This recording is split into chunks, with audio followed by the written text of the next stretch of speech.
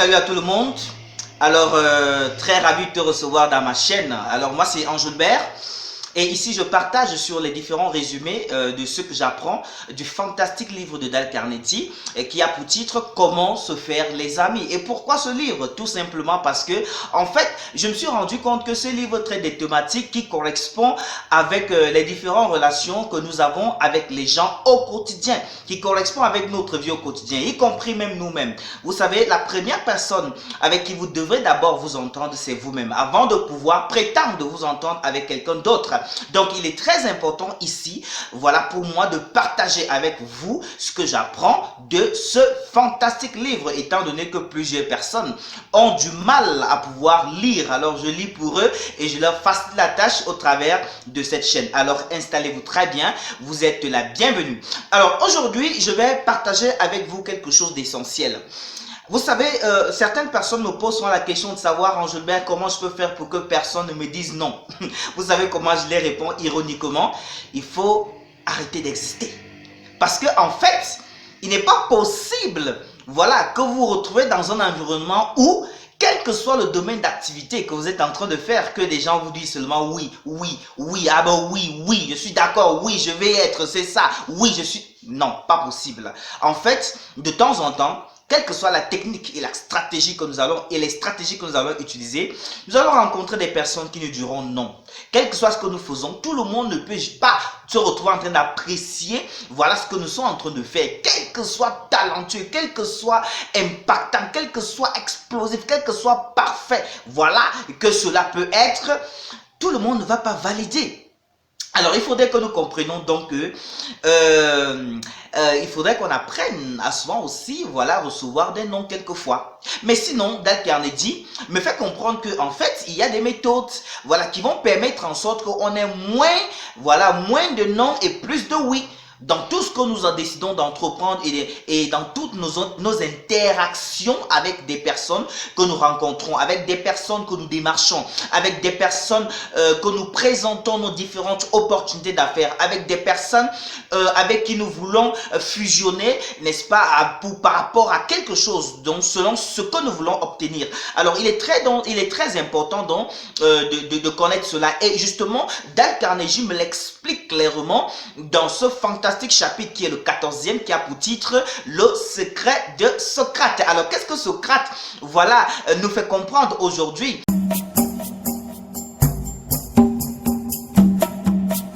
Au travers justement de ce fameux livre de Dale Carnegie, il nous fait comprendre que en fait, il faut déjà que je m'attende à ce que tout le monde ne va pas forcément valider mon projet, à ce que tout le monde ne va pas forcément accepter la personne que je suis, à ce que tout le monde ne va pas se retrouver en train de liker et de s'abonner. Il faut déjà que je prépare, voilà, mon état conscient à ce que je puisse recevoir des claques, recevoir justement des moqueries et bien d'autres choses. Mais il y a quelque chose qui fera en sorte que, n'est-ce pas, cet état de choses ne puisse pas avoir un impact néfaste ou négatif à mon endroit et aussi pouvoir permettre en sorte que la plupart des personnes apprécient, voilà, aiment, like et s'abonnent, pourquoi pas, acceptent le partenariat, valident mon projet d'affaires, mon projet business.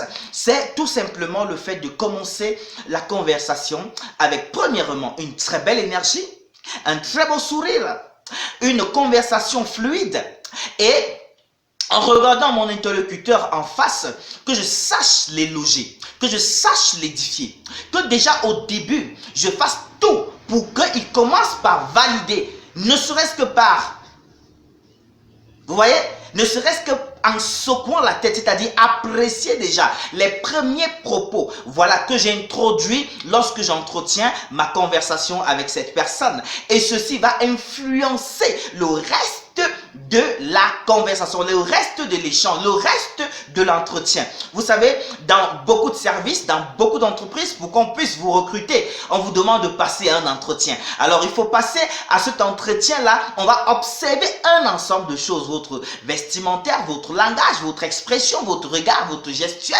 voilà, votre niveau intellectuel au travers des réponses que vous allez donner et vous allez vous en rendre compte, bien évidemment, que à la fin, ce sera soit validé, soit pas validé, mais tout dépendra de vous.